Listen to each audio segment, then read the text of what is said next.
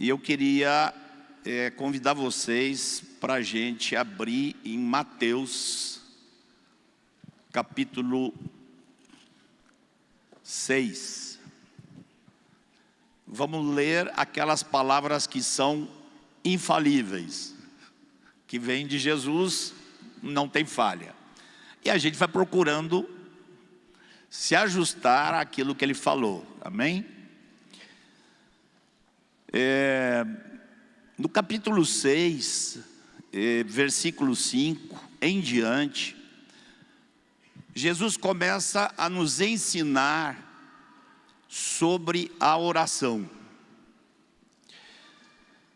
E Jesus está aqui não apenas instruindo, Jesus está também lutando contra os enganos que entravam através dos hipócritas. Versículo 2 diz: quando pois deres mole, não toques trombeta diante de ti, como fazem os hipócritas. Versículo 5: e quando orardes, não sereis como os hipócritas. Como é que são os hipócritas?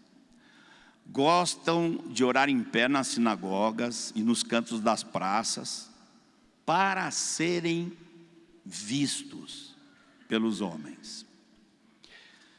A motivação da oração aqui é o primeiro ponto que Jesus aborda. Em verdade vos digo que eles já receberam a recompensa. Que recompensa que eles receberam? Eles receberam a recompensa de alguns que disseram: uau, como ele ora bonito. Essa foi a recompensa. Pensa numa recompensa fraca. Tu, porém, quando orares, entra no teu quarto e, fechada a porta, orarás a teu pai que está em secreto. E teu pai que vem em secreto te recompensará.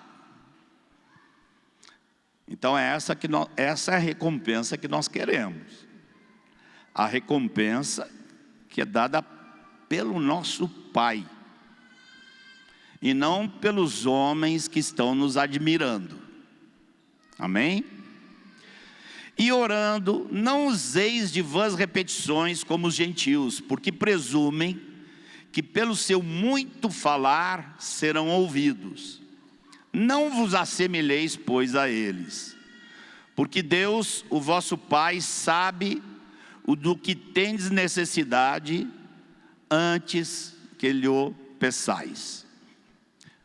Portanto, vós orareis assim. Antes de continuar a leitura, irmãos, queria dizer para vocês, eu não me lembro quantos anos tem, 4, 5, que eu li um livrinho sobre esta oração. E o que eu aprendi com o irmão que escreveu esse livro, tipo assim, para mim, revolucionou a minha vida de oração. Eu nem imaginava que tinha tanta coisa nessa oração. Vamos ler a oração toda, vamos ler até o versículo 15, porque no versículo 14 e 15, Jesus está dando uma explicação importante, que a gente tem que concluir, mas vamos ler a oração toda e depois vamos dar uma olhadinha com mais atenção, amém?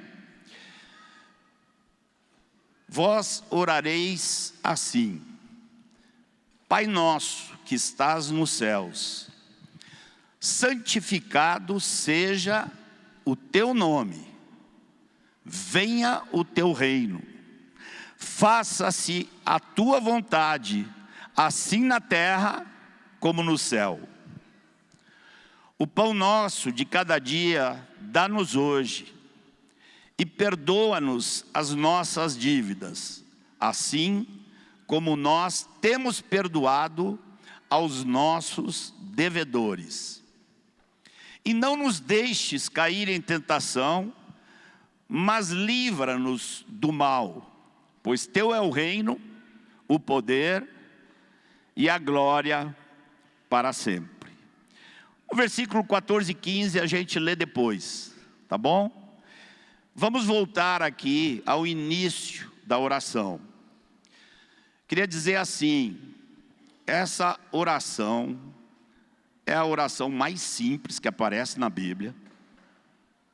Simplíssima, muito objetiva, profunda, e eu penso assim, praticamente completa. É uma oração completa. Jesus, antes da gente começar a pedir, Jesus está nos ensinando, primeiro, a nos posicionarmos.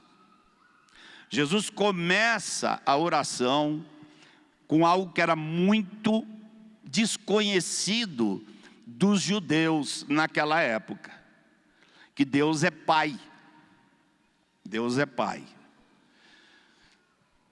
Por que o Bruno tem tanta carga por aqueles indianos? Sabe por quê? Porque o Bruno vai lá e vê que eles não têm pai. Nós vivemos uma geração sem pai. Homens, mulheres, velhos, jovens, repletos de drama, porque não conhecem a Deus como Pai. Depois que eu aprendi isso, às vezes eu não consigo sair dessa primeira palavra. Às vezes eu começo a orar, vou seguir a dica de Jesus e digo Pai, e não consigo mais falar mais nada, porque eu começo a lembrar que o nosso Pai, Ele era o Pai de Jesus, e Jesus nos deu o Pai dele.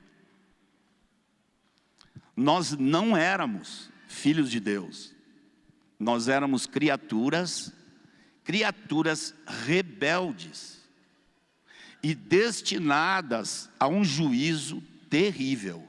Quando Jesus termina a sua obra, depois de ressuscitar, Ele manda o recado, diz a Pedro e a meus irmãos, que eu subo para meu Pai e vosso Pai, o meu Deus e o vosso Deus. Jesus nos deu seu Pai. Às vezes eu começo a pensar nisso, lembrar dessas coisas, começo a lembrar tudo que tem no Novo Testamento sobre Deus Pai e não consigo ir adiante, porque aqui tem uma riqueza que satisfaz qualquer coração necessitado. Só de você poder olhar para Deus e dizer Pai, o milagre já está feito. Agora, por outro lado, eu me lembro de uma situação onde um dos pastores lá em Salvador começou a insistir. Nós temos que falar mais da paternidade de Deus. Nós temos que falar que Deus é nosso Pai, que Deus nos ama, que Deus cuida de nós. Eu me lembro que quando, assim, eu fui ouvindo ele, Deus ficou me dizendo assim, diga para ele que é quase o contrário. O amor de Deus, Pai, por nós, irmãos queridos, não tem discussão. Está revelado de cima a baixo, na história humana, na tua história, na nossa história como igreja. Não há sombra de dúvida sobre o amor do Pai. Jesus o tempo todo está com outra carga. Não é se o Pai nos ama, é se nós amamos o Pai. Que o Pai nos ama, não há dúvidas. Mas nós amamos o Pai? Um fariseu disse: me dá o resumo de tudo, Jesus. E Jesus disse: amarás o Senhor teu Deus de todo o teu coração, de toda a tua alma, de todo o teu entendimento. Ué, se Jesus foi dar um resumo, por que ele não falou do amor dele por nós? Porque ele já tinha falado, já está provado, foi provado na cruz. Jesus sabia que isso ia ficar sem dúvidas. O grande dilema é se nós estamos amando o Pai. E Jesus, nessa oração, está nos ensinando a amar o Pai. Vamos adiante. Jesus disse: tu, porém, quando orares, entra no teu quarto, fechada a porta, você e o Pai. Só que você entra no quarto e você não vai falar, meu Pai. Jesus está dizendo que você entra sozinho no quarto e você entra com a igreja toda junto com você. Você não vai dizer, meu Pai. Você vai dizer, você está sozinho, mas você vai falar, Pai nosso. Se você quiser entrar no quarto, sem levar a igreja inteira junto contigo para dentro, você não está cumprindo o ensinamento de Jesus. Pai nosso. E a oração inteira é assim: perdoa-nos, não nos deixes cair. Jesus está então nos ensinando a estar diante de Deus como Pai e não estarmos ali sozinhos. Não entre mais no quarto para orar sozinho. Entre no quarto. Vou usar como exemplo o que foi dito aqui hoje. Entre no seu quarto, com a família do Bruno toda aqui nas suas costas, e vai dizer, Pai nosso, meu e do Bruno, Pai nosso, meu e dos irmãos lá em Belo Horizonte.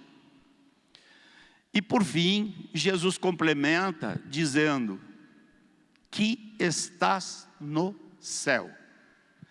Pai nosso que estás no céu. Isso aí, assim, a gente nem começou a pedir ainda. A gente só está se dando conta aonde que a gente está. A grande diferença entre os nossos pais, não, assim, são muitas diferenças, entre nossos pais terrenos e nosso Pai Celestial. Eu dou graças ao Senhor pelo pai que eu tive. Eu dou graças ao Senhor. Meu pai foi muito, muito bom para mim e para meus irmãos e para minha mãe. Mas meu pai era limitado. Meu pai não sabia como era meu coração. Eu mentia para meus pais antes de me converter. E eu enganava eles. O Pai que está nos céus, você não vai enrolar. Você não vai dizer, Pai, não fique repetindo frases que você aprendeu, que não estejam de acordo com o que está no seu coração. E se no seu coração você tiver qualquer dúvida, ou bronca, ou seja o que for com Deus, diga para Deus. Eu um dia fiz uma oração para Deus, que Deus nunca me respondeu, nunca me disse nada, mas eu disse, eu preciso fazer essa oração. E aí eu estava lá, numa depressão, aí eu disse, Pai, eu sei que tu está certo, eu não tenho dúvida. Eu não tenho dúvida que se o Senhor for argumentar comigo, eu estou errado e o Senhor está certo. Mas eu não consigo entender esse negócio de que ao Senhor se agradou moer seu filho. Eu não entendo, pai. E pronto. E lá Deus vai me explicar por que ele agradou moer seu filho. Deus é Deus. Mas não chegue diante de Deus com dúvidas, encrencas, querendo aparentar outra coisa. Você tem dúvidas, diga para Deus: Senhor, não estou entendendo isso, não estou entendendo isso. Diga para Deus, porque é seu Pai, que está no céu, que vê todas as coisas, que sabe de tudo.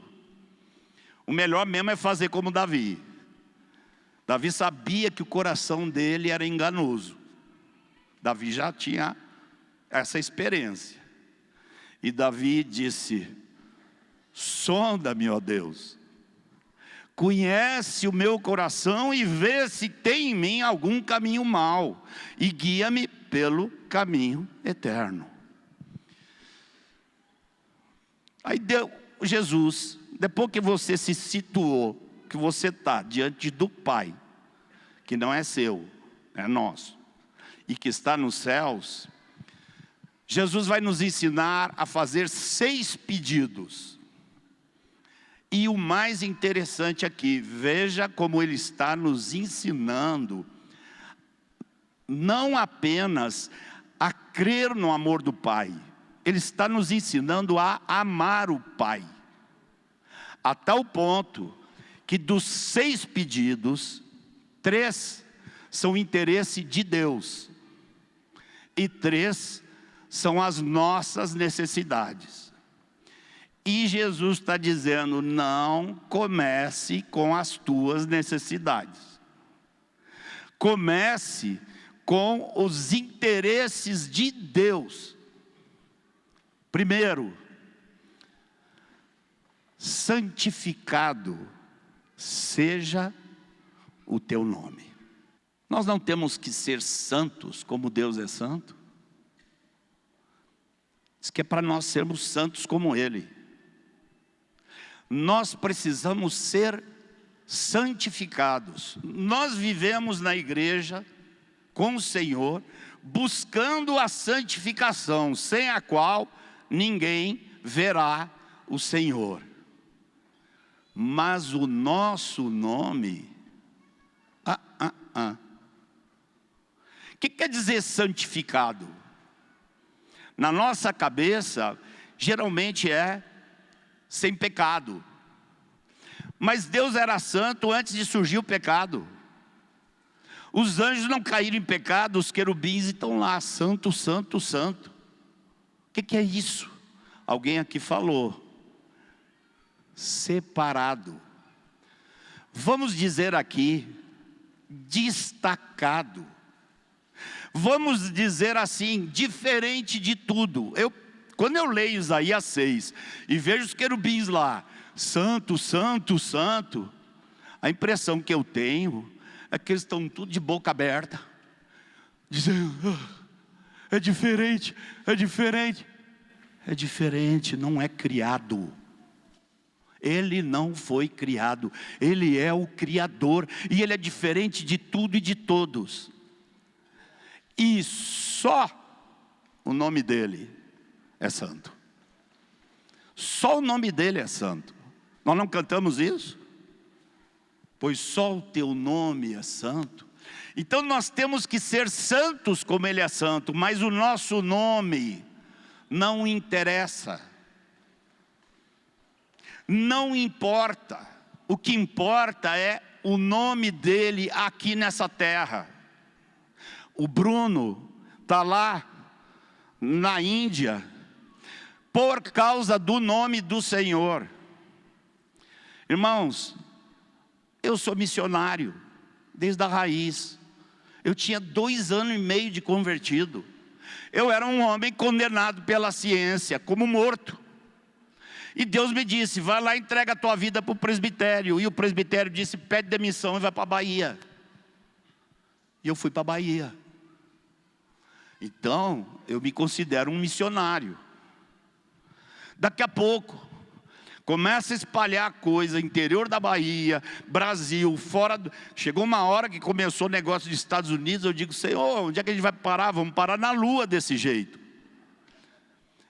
E como tinha muita coisa para atender, a gente não tinha, e até hoje não tem, mão de obra suficiente para atender todas as necessidades.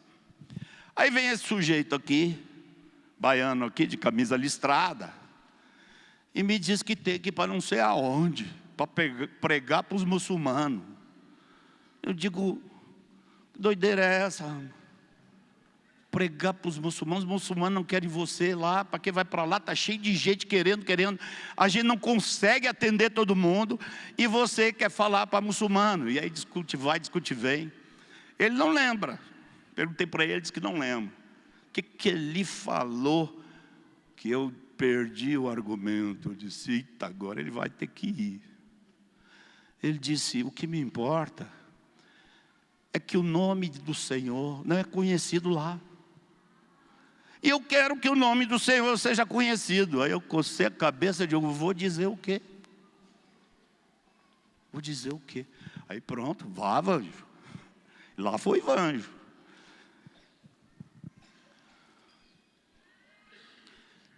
Um sujeito lá do Velho Testamento entendia bem desse negócio. Vou pedir para vocês abrirem Josué, capítulo 7. Pensa que esse Josué andou pertinho de Moisés e aprendeu as coisas direitinho. Inclusive, ele aprendeu como argumentar com Deus. Capítulo 7 de Josué, está lá. O pessoal está todo cheio de soberba, achando por cima que estava tudo bem. Disse, lá vai ser fácil, manda só 3.000 homens. Eles foram lá, saíram de lá corrido. Aí, capítulo 7, versículo 6. Então Josué rasgou as suas vestes e se prostrou em terra sobre o seu rosto perante a arca do Senhor até a tarde. Ele e os anciãos de Israel e deitaram pó sobre suas cabeças. Agora preste atenção na oração desse sábio. Como é que Deus não ia ouvir? Olha o argumento dele. Senhor Deus, por que fizeste passar a este povo o Jordão para nos entregares nas mãos dos amorreus, para nos fazerem perecer? Oxalá nos contentáramos com ficarmos além do Jordão. Esses caras que querem ir para a Índia, eles não estão contentes de ficar aqui, eles querem ir passar o Jordão. Agora olha a conversa do rapaz. Senhor, que direi? Pois Israel virou as costas diante dos seus inimigos.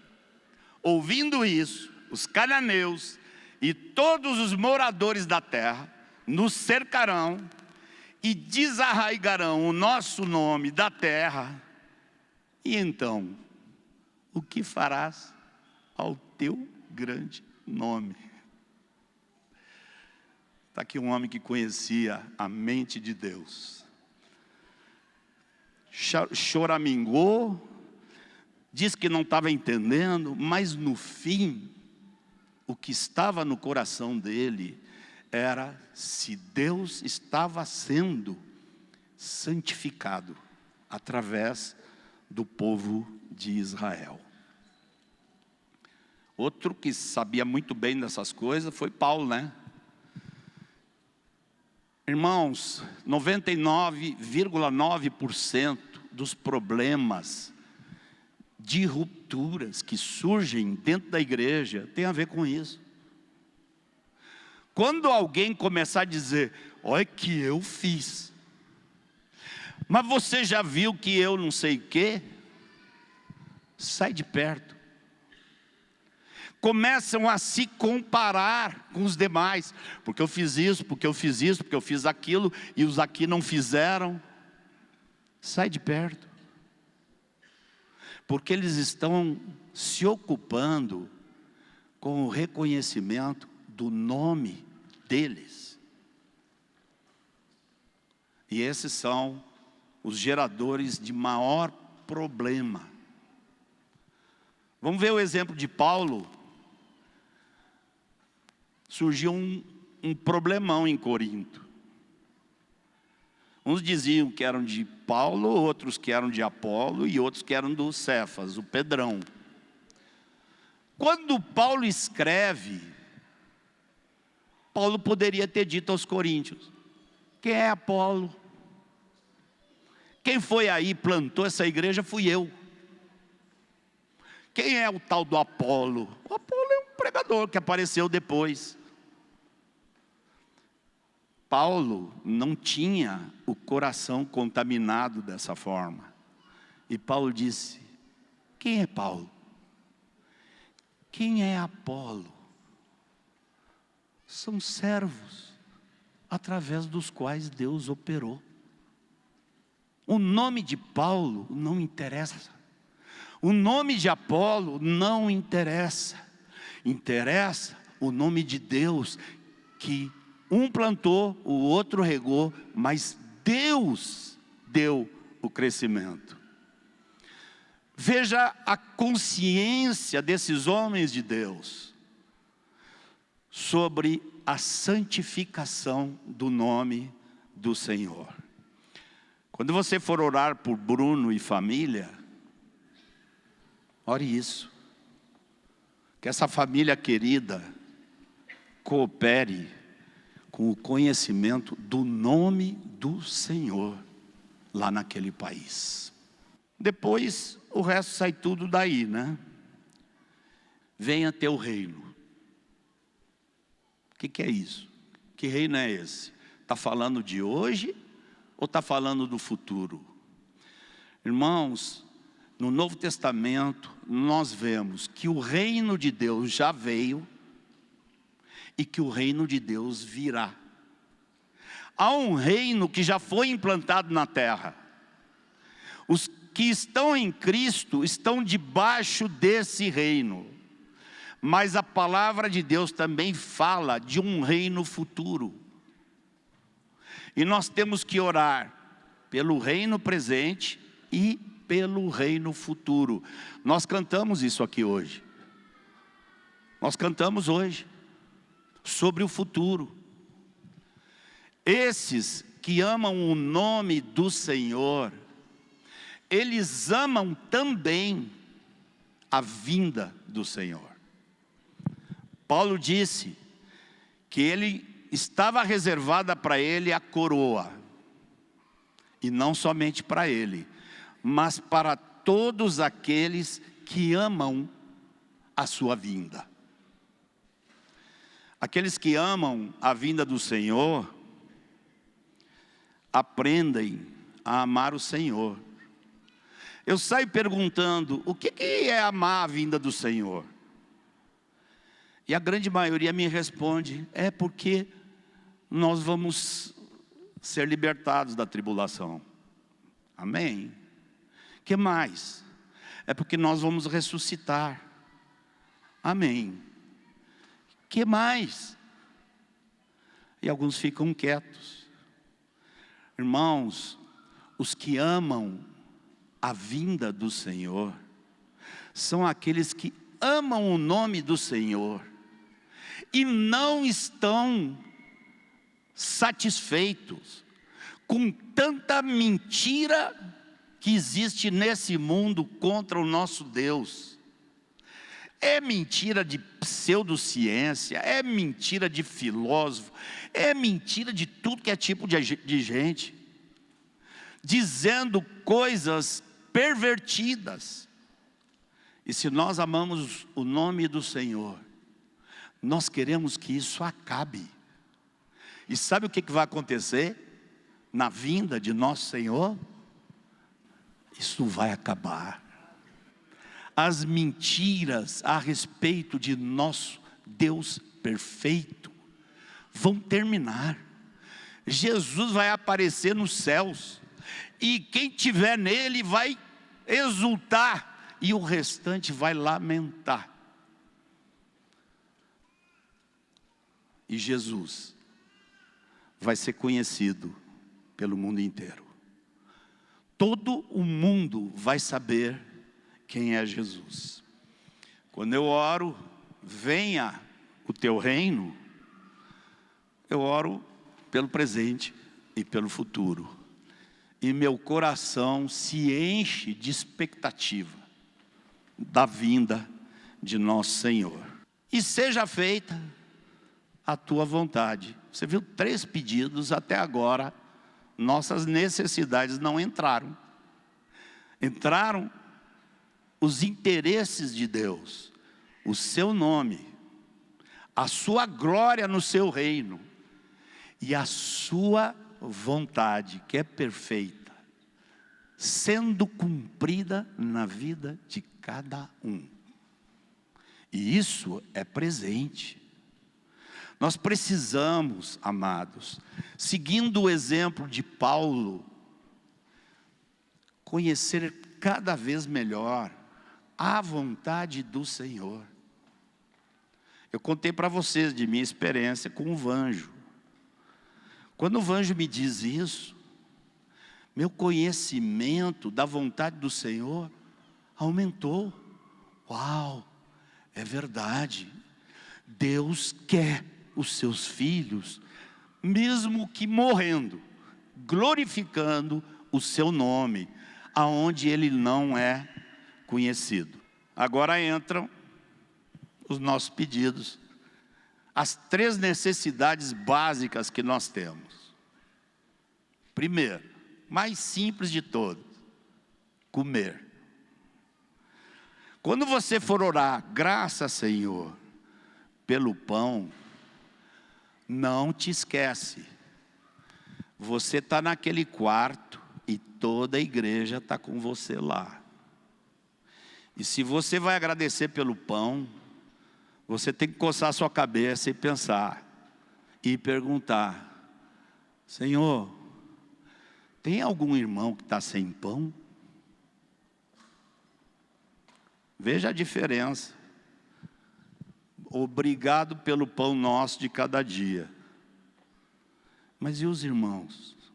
E os irmãos necessitados? Que Deus me mandou carregar comigo para dentro do quarto.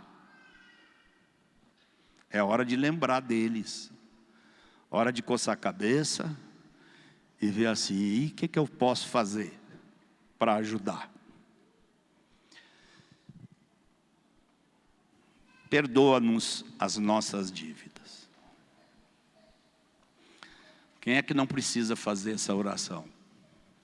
Tem alguém aqui que não precisa pedir perdão pelas dívidas com o Senhor? Sei lá eu, quantos pecados de omissão a gente pode estar fazendo, quantas negligências. Perdoa-nos os nossos pecados, mas não é de qualquer jeito. É como nós perdoamos os nossos devedores. Então, quando você for fazer essa oração, pense bem nas suas broncas com os outros. Porque se você tem bronca com alguém, a tal ponto que você não perdoa, não faça essa oração. Já pensou, se você tem bronca, amargura, não quer saber do sujeito, e diz para Deus, perdoa assim como eu perdoo. Deus diz assim, eu vou perdoar exatamente do jeito que você perdoa. Você perdoa, mas não resgata. Eu vou perdoar você também, do mesmo jeito que você perdoa os outros. Aí já dá para ficar meia hora, orando, coçando a cabeça. Teve um pessoal lá em Salvador, que começou a sair falando mentira para tudo que é lado. E eu digo, Senhor, agora como é que eu vou fazer? Aí eu fico, será que eu perdoei, não perdoei, não sei se eu sei perdoar, se eu não sei perdoar. Aí eu fico, às vezes fiquei com medo de fazer essa oração aqui. Imagina se eu não perdoei o cara e peço para Deus perdoar do jeito que eu estou perdoando ele. Eu digo: Senhor, me ensina a perdoar de verdade, Senhor. Outro dia tive uma experiência gostosa, acho que foi final do ano passado. Um deles passou por mim na rua e me deu a vontade de abraçar o cara. Aí o cara fugiu de mim assim. Aí eu digo: poxa, me deu vontade de abraçar ele, então eu perdoei mesmo. Aí eu tive mais coragem para voltar a fazer essa oração. Me perdoa, Senhor, do jeito que eu perdoei ele. Amém. E por fim, queridos,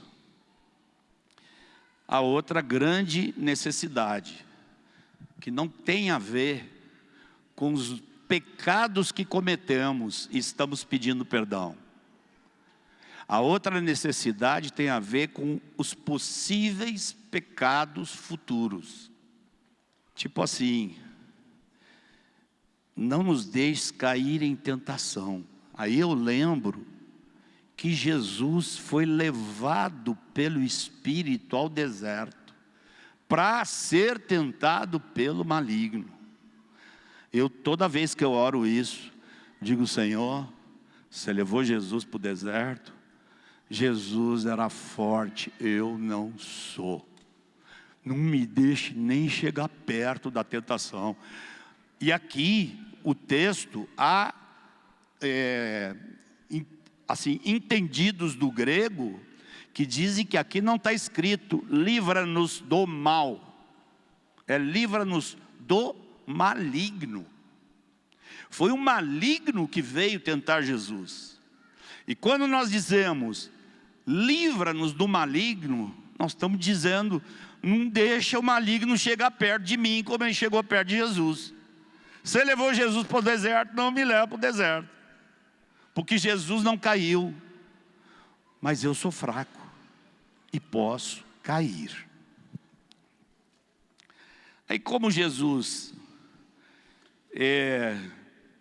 assim, quando terminou de ensinar do que pedir para o Pai, ele aí completa: porque teu é o reino. Irmãos, hoje estava conversando com os irmãos falaram tanto de Mário e Marcos, Marcos e Mário. Irmãos, esquece esses dois. Essa igreja aqui tem um dono, o nome dele é Jesus. Teu é o reino. E outra, qual é o poder que Mário e Marcos têm? Nenhum, nem Vanjo, nem Zé Maria, nem os presbitérios. Teu é o poder. Só Deus pode transformar nossa vida. Teu é o reino, teu é o poder e tua é a glória para sempre. Amém. Vocês percebem como Jesus aqui nessa oração está nos ensinando um caminho bem simples de amar o Pai. Quem faz essa oração de todo o coração está aprendendo a crescer no seu amor ao Pai. Esta oração, é claro que ninguém tem que ficar só com essas palavrinhas, mas se você for olhar lá em Atos, quando os apóstolos foram ameaçados de que se pregasse em iam sofrer perseguição, eles não chegaram lá e disseram: ai Senhor, nós estamos mal aqui, protege a gente. Não foi assim não. Eles começaram a oração com a palavra tu. Tu. Eu fico bem assim quando eu vejo que irmão, toda vez que vai ormar, começa: Senhor nós. Ai. Eles disseram: tu, soberano Senhor, que fizeste o céu e a terra e tudo que neles há. E começam a falar das obras de Deus. Depois diz assim: olha para a ameaça deles. E eles não dizem: olha para a ameaça deles e nos protege. eles dizem: olha para a ameaça deles e dá a teus servos a ousadia, a intrepidez para continuar pregando. Como Jesus sabia que alguns iam ficar coçando a cabeça, sem entender bem esse negócio de perdoa as nossas dívidas, assim como nós perdoamos, Jesus acrescenta essa explicação final que a gente não pode retirar. Porque se perdoardes aos homens as suas ofensas, também vosso Pai Celeste vos perdoará. Se porém não perdoardes aos homens as suas ofensas, tampouco vosso Pai vos perdoará as vossas ofensas. Pai Santo, nós te louvamos por tudo que tu tens feito no meio desse povo aqui, para santificar o teu nome, para mostrar a esse mundo quem tu és e como tu és. Senhor, prossegue essa obra, que o teu reino seja crescente na vida de cada um dos meus irmãos aqui, a tal ponto que em tudo que nós andarmos, estejamos fazendo a tua vontade. Graças pelo sustento, inspira-nos a ver quem são aqueles a quem podemos servir com sustento. E perdoa-nos, Pai. Perdoa-nos da mesma forma como nós temos perdoado aqueles que são nossos devedores, nos perseguem. E Pai, livra-nos do maligno. Livra-nos do maligno. Porque teu é o reino, o poder e a glória para sempre. Amém, Senhor.